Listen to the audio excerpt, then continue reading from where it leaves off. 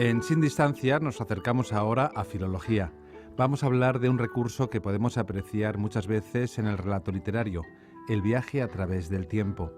Un recurso que en la ficción siempre ha tenido mucho eco, una inquietud que en literatura ha hecho despertar la imaginación.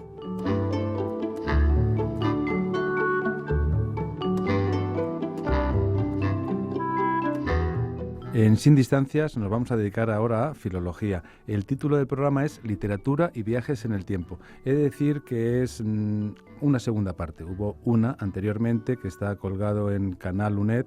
Ya les diré la dirección para que lo busquen los alumnos, los estudiantes que tengan interés en escucharlo. Pero hoy vamos a hablar, en genérico también, de literatura y viajes en el tiempo.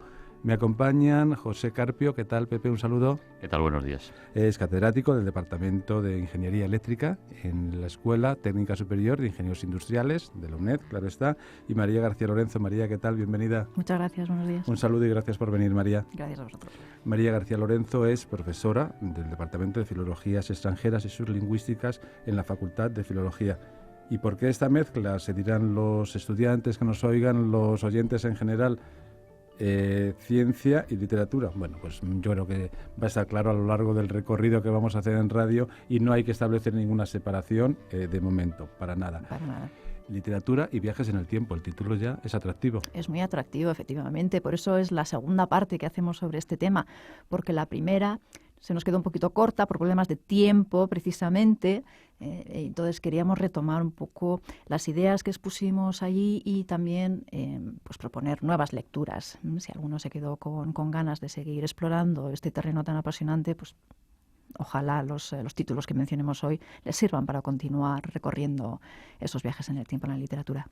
Claro que Pregunta general, ¿son posibles viajes en el tiempo? Bueno, yo creo que le vamos a pasar la palabra a Pepe, que nos ponga en antecedentes científicos y que nos vaya preparando el terreno. Sí, porque siempre podremos decir que si son posibles tendrá que haber un ingeniero que construya la máquina. Entonces, por eso gracias por la invitación, aunque no voy a desvelar cómo se construye la máquina. Estamos trabajando en ello, pero vamos, no lo voy a desvelar. No, simplemente dar unas pinceladas un poco técnicas o científicas de lo que es el tiempo dentro de la física que justifica el si se pueden hacer o no se pueden hacer los viajes y en qué sentido. Por ser muy rápido, porque yo creo que en el primer programa nos pasamos quizás hablando demasiado de física y nos dejamos esa parte importante de los libros para el final, y esta vez no va a ocurrir. Todos estamos acostumbrados al espacio tridimensional, las 3 dimensiones que tenemos, y esas dimensiones que de la física clásica se dice que son líneas, es decir, porque nosotros podemos ir hacia adelante y de atrás, arriba o abajo, a derecha o a izquierda, podemos ir en cualquier sentido.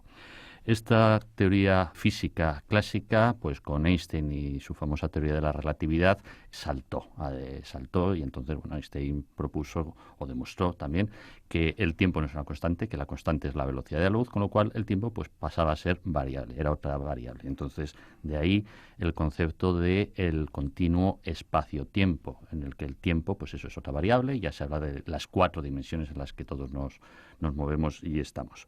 La diferencia de el tiempo como cuarta variable respecto a las otras 3 es que el tiempo no es una línea, es un vector, es decir, solamente se puede ir en un sentido, hacia adelante, no podemos ir en el tiempo hacia atrás.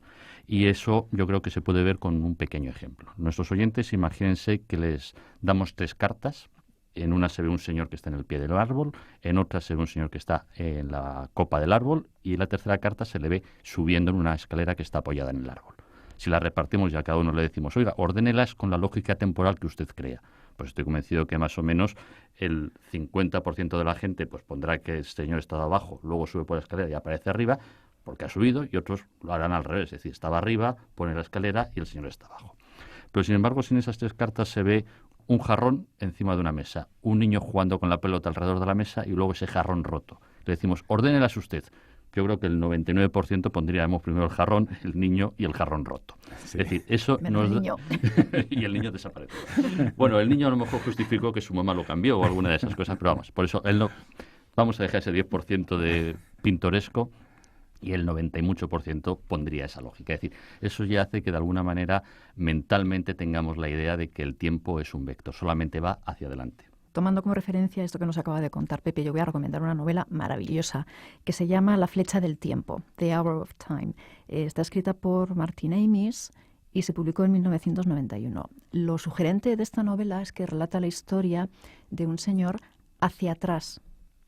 Todo en la novela sucede hacia atrás, está narrado hacia atrás. Es decir, lo primero con lo que nos encontramos en esta novela es un señor muriéndose, y a medida que avanzamos por las páginas del texto, el señor va rejuveneciendo. O sea, no solamente él, como en el relato de Fitzgerald de Benjamin Button, sino todo sucede hacia atrás. Es decir, él enjuvenece, pero la lluvia sube hacia arriba en vez de caer hacia abajo, las uñas crecen hacia adentro, es decir, decrecen de alguna manera, es decir, todo sucede así.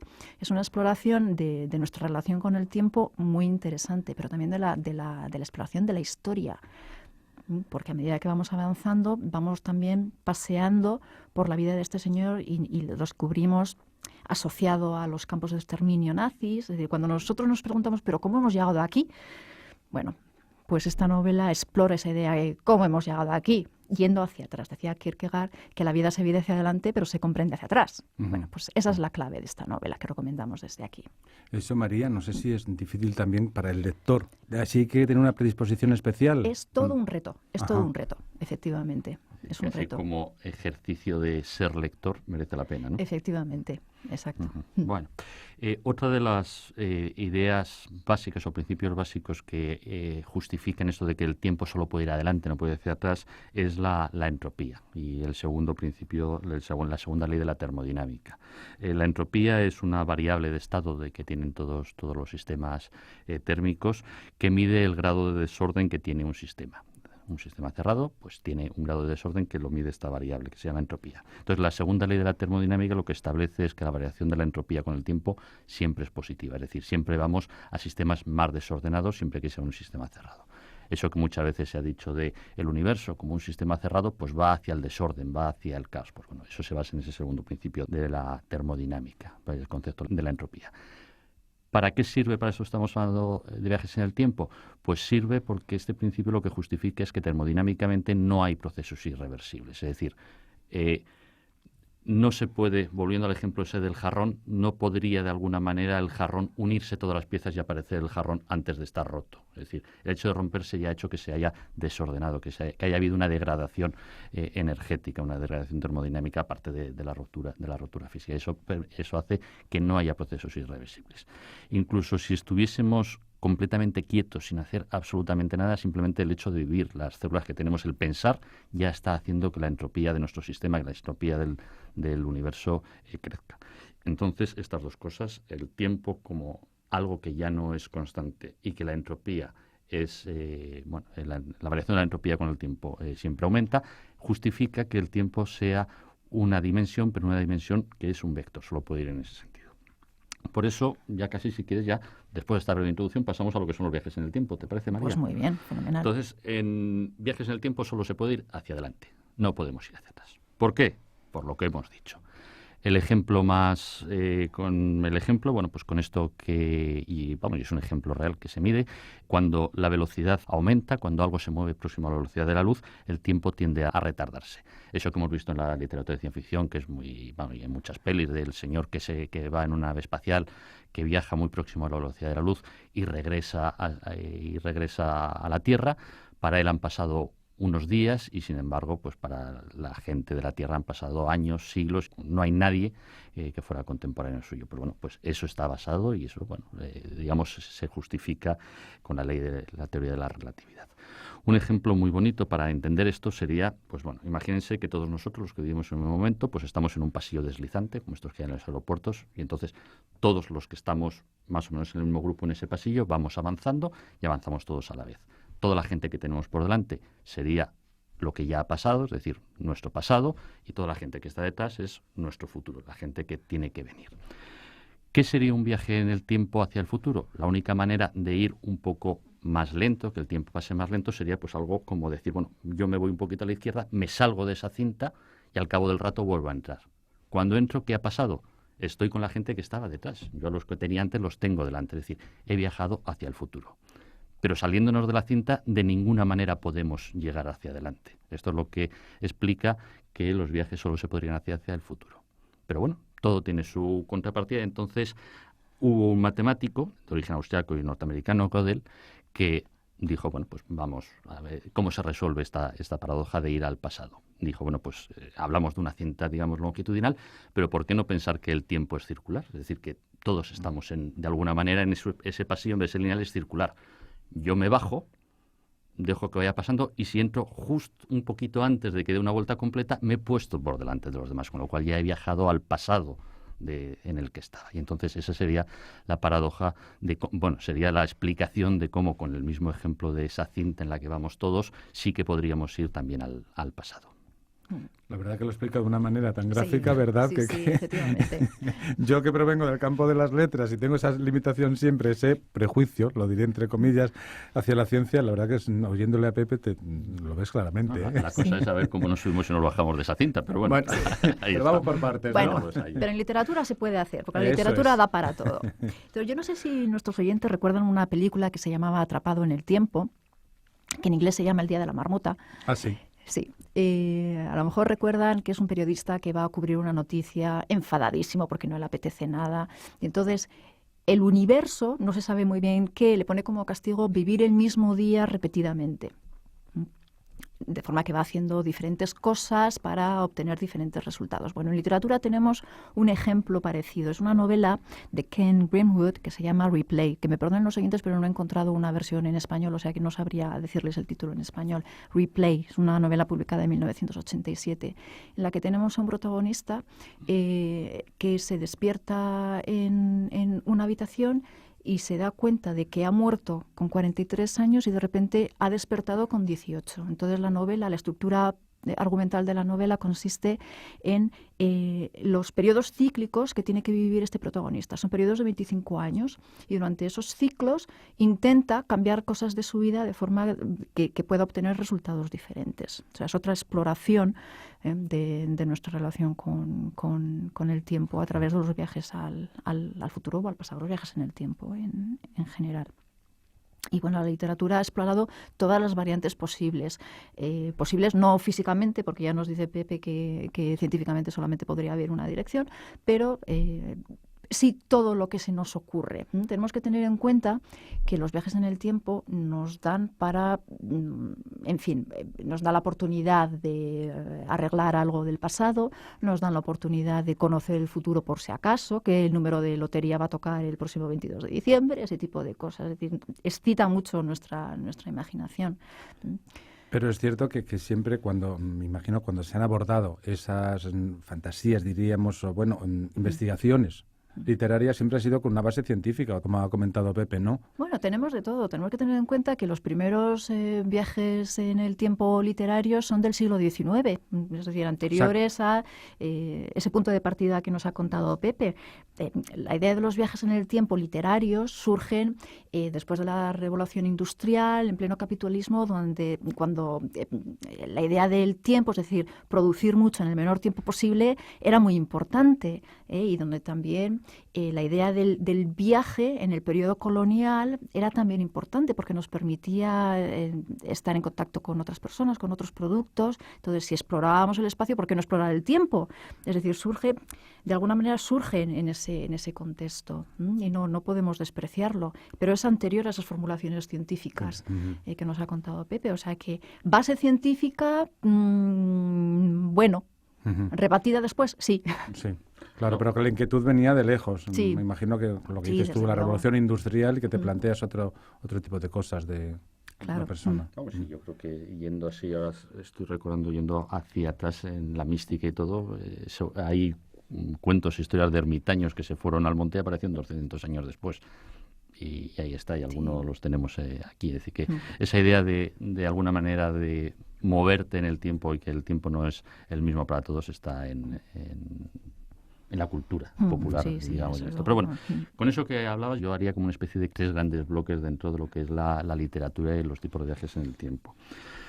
En estos viajes por el tiempo, si se pudiese volver al pasado, es decir, si hubiese una especie de universo circular, como decía Dango del Paso, para quitar esa paradoja del tiempo como un vector, del tiempo hacia adelante, lineal, están los coherentes. El principio de coherencia te dice que tú no puedes viajar al pasado si no has estado en el pasado. Es decir, no podríamos ir a un pasado tan lejano que no hubiésemos estado, porque entonces la primera vez que ocurrió no estábamos allí. Entonces ese es el principio de coherencia.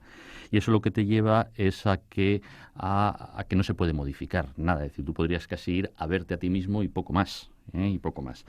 En eso hay dos novelas que a mí me gustan bastante. Una se llama Universo monolítico, de Robert Sawyer, que se publicó en un pequeño cuento que ganó el premio de relatos breves de ciencia ficción de la Politécnica de Cataluña en el 98, y al año siguiente lo sacó como un libro que se llamaba Flash Forward.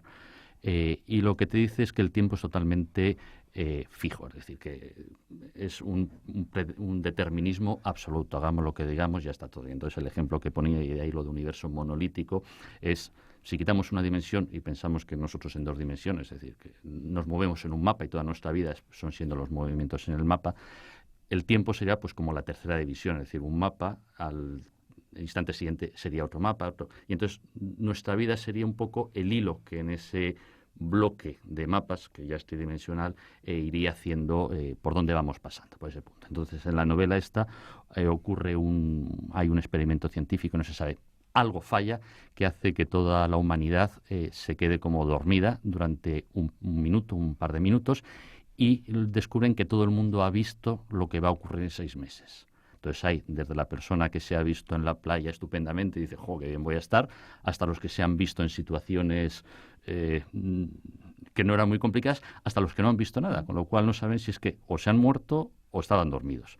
Entonces la lucha de los protagonistas para intentar para rebelarse contra ese futuro, pues es un poco la trama, y llega pues a que no nos podemos ir. Entonces eso, el universo es algo monolítico, que hagamos lo que hagamos, podemos movernos un poquito, pero el destino de todos nosotros y del universo en sí está totalmente cerrado.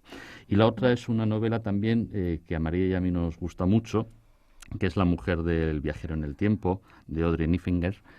Más o menos se pronuncia así, creo. Niffenegger, más o menos. Tiene un nombre raro, pero bueno, ya hemos hablado de ella, que es pues una persona por, digamos... una condición genética. Tiene la posibilidad de viajar en el tiempo, pero no a voluntad, sino que de repente aparece en el pasado y comparte con él mismo, y luego pues regresa al tiempo siempre de partida. Y entonces pues es entre comillas, la pobre mujer que tiene que recibir al marido, que a veces le llega hecho polvo y otras veces no, pero es ese sentido del determinismo, de que lo que tenemos que hacer es imposible cambiar lo que vamos a hacer porque estamos condenados a repetirlo. Y esa sí que es una novela también muy, muy bonita. Sí, muy recomendable. Hay una película, a lo mejor les suena por ello. Se hizo una película más relativamente hace poco, sí. pero yo la vi y como casi todas las películas recomiendo el libro. Es claro. Infinitamente mejor, sin ninguna duda. Yo en este punto querría recomendar una novela de Stephen King del año 2011 que se llama 22/11/63. Seguro que la fecha les suena. Es el día en que mataron a John Fitzgerald Kennedy. Ajá. En Dallas. Esta novela desafía un poco lo que nos ha contado Pepe. Es acerca de un hombre que consigue, por medios muy peregrinos, viajar al pasado y tiene la posibilidad de vivir en el pasado hasta que llega el 22 de noviembre del 63 y tiene la posibilidad de detener el asesinato de Kennedy. A mí esta novela me gusta, a pesar de que sí que da la posibilidad de viajar en el pasado y modificar lo que ya ha sucedido.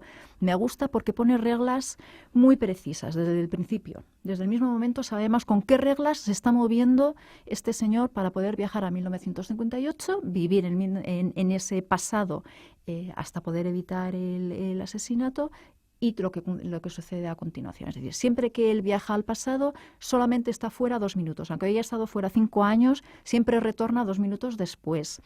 Puede traerse lo que quiera. Hay una serie de reglas que ya están determinadas desde el principio, que son cosas que no siempre sabemos en las historias de viajes en el tiempo.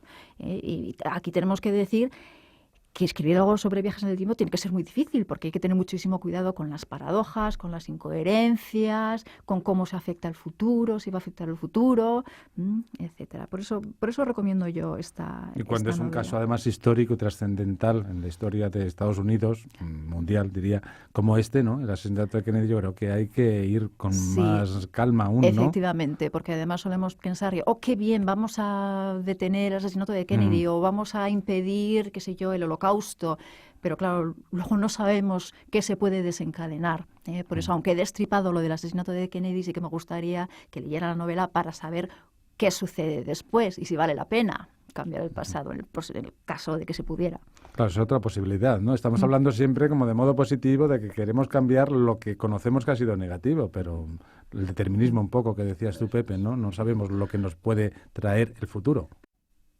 Pues esto que acabáis de comentar da pie, digamos, para lo que yo considero como yo y mucha gente consideramos como el siguiente bloque de historias que tienen que ver con el tiempo, que son las historias alternativas. Es decir, hemos ido al pasado, no se sabe cómo, podemos detener el asesinato de Kennedy. ¿Qué pasa? ¿Se modifica nuestro futuro? Pues hay algunas, como todas estas de Regreso al Futuro, las películas aquellas de Regreso al Futuro en las que se modificaba el futuro, y hay otras muchas. Pero también está la teoría de los universos paralelos. Es decir, hay momentos en los que esas paradojas darían lugar a dos universos. En un universo que es del que venimos nosotros, a Kennedy se lo cargan y ahí estamos nosotros y volvemos, pero en ese momento la paradoja hace que aparezca un segundo universo en el cual este señor seguro que logra salvar a Kennedy, y entonces, pues bueno, a partir de ahí sigue la vida en el universo con Kennedy ha muerto, y entonces seguramente toda la historia cambia. Entonces son dos universos paralelos. Esto tiene el problema de, ¿qué sucesos desencadenan o permiten esa ramificación? Si casi cualquier cosa que hagamos va haciendo, al final tendríamos infinitos universos paralelos. Entonces, si haces un viaje en el pasado, ¿a cuál de todos esos universos paralelos puedes ir? ¿O solamente al pasado del que tú vienes? Pero el día que regreses al futuro, ¿cómo tienes el ancla para saber que regresas a tu futuro y no a otro futuro alternativo en el que ha pasado algo distinto? Entonces, de ahí hay un montón de novelas. A mí hay dos que me gustan. Bueno, una es clásica, que es Timeline, de Michael Crichton, en el que se da esa paradoja. Es decir, y ha salido además una película. Hay unos científicos que crean una máquina para ir al pasado y, digamos, explotarla comercialmente, y la primera prueba que hacen es con unos arqueólogos que se los llevan pues a la Edad Media, porque estaban investigando las guerras que había entre Inglaterra y Francia en territorio francés en el siglo XII o XIII, antiguamente.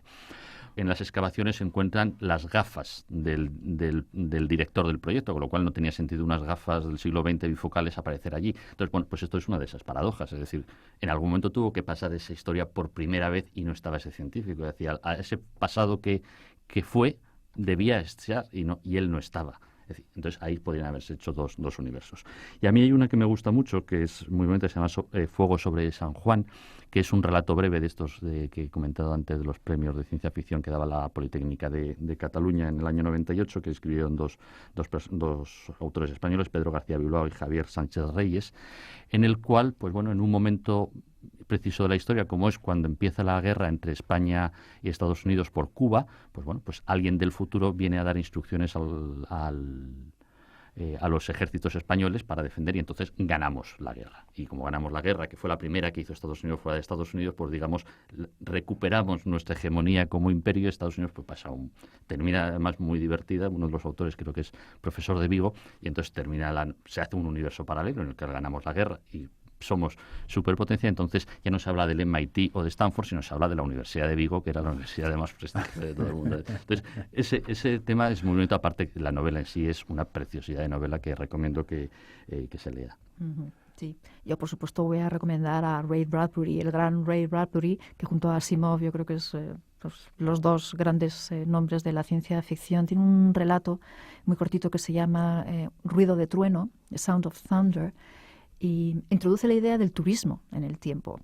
No solamente de los viajes en el tiempo, sino turistas en el tiempo que viajan al pasado, a la época de los dinosaurios, y las instrucciones que les dan es no toquen nada. O sea, solamente pueden caminar por un sendero que ni siquiera está marcado el sendero, está marcado por unas líneas que no tocan el suelo, es decir, suspendidas de alguna manera, y no les dejan tocar nada. Pero en una ocasión un turista toca un poquito de la tierra, y cuando vuelven al presente se dan cuenta de que ha cambiado todo y está todo hecho un caos, y descubren que en la tierra que llevaba pegada a las suelas este turista había una mariposita destrozada, machacada. Y eso fue lo que desencadenó todo. Bueno, de ahí cuando ha hablado María de lo del turismo, quiero recordar siempre la razón de más de peso de por qué no podemos viajar al pasado. pues si pudiéramos viajar estaríamos llenos de turistas del futuro. Entonces, si el turismo lo invade todo, si hubiese en el tiempo estaríamos todos con mucha gente del futuro. Pero bueno, y el último bloque sería un poco casi las novelas que se inventan algo que te hace saltar todo esto por los aires y entonces pues te permiten casi cualquier cosa. Entonces a mí una que me gusta mucho es la saga Hyperion, que son 2 novelas, Hyperion y la caída de Hyperion, de Dan Simmons, que es uno de los autores actuales de ciencia ficción más importantes, en el cual, pues bueno, pues digamos el fin de la humanidad viene del futuro. Hay algo del futuro que viene para acabar con todo el universo, con todo lo conocido. Y entonces, ¿cómo viene del futuro? Bueno, pues inventa una cosa que son las mareas antientrópicas. Entonces, hay un planeta donde existen unos campos de mareas antientrópicas que permite que una parte de ese planeta, donde hay una especie de santuario, esté viajando desde el futuro hacia hasta nuestro tiempo, y ahí viene el fin del mundo. Entonces, pues como los protagonistas intentan entender qué es lo que está pasando y van peregrinando a ese planeta. Y luego, además, literariamente está bastante bien. Yo ahí, desgraciadamente, mi inglés no me da como para disfrutar de la literatura, pero este libro, por lo que me cuentan, y bueno, y por lo que se lee, la introducción que se hace, está muy bien, porque Dan Simmons es profesor de literatura. Entonces, en ese viaje que van a este planeta, todos los protagonistas, que son 7 u 8 personas, cada uno va contando su historia, es un poco como los cuentos de Canterbury. En el viaje cada uno va contando. Entonces, ahí, pues desde un político, un religioso, un policía, entonces cada uno va contando su historia, y entonces está escrito utilizando el género literario de ese. Entonces, para los que sepan inglés, que se les diría que lean Hyperion y la caída de Hyperion en inglés, que merece la pena, incluso como novela de ciencia ficción y estos temas del tiempo, pero sobre todo como ejercicio literario de estilos literarios ingleses. Gracias por hacerme el trabajo. Esto, no sé si decir, y esto va a caer en el examen. María, Pepe, pues muchas gracias, un placer, como siempre que os acercáis aquí. Yo creo que habrá más ediciones de estos programas porque os veo fuertes, os veo con ánimo, y bueno, yo os seguiré llamando. Y seguimos leyendo, con lo cual siempre vamos a seguir aportando. Eso es lo bueno, eso es lo bueno. Tengo que despedir aquí el programa. Gracias, José Carpio, que es catedrático del Departamento de Ingeniería Eléctrica en la Escuela Técnica Superior de Ingenieros Industriales de la UNED, claro está, y María García Lorenzo, profesora en el Departamento de Filologías Extranjeras y sus Lingüísticas de la Facultad de Filología de la UNED. No os digo nada, hasta pronto, cuando queráis, los micrófonos están abiertos. Hasta la siguiente. Hasta la próxima.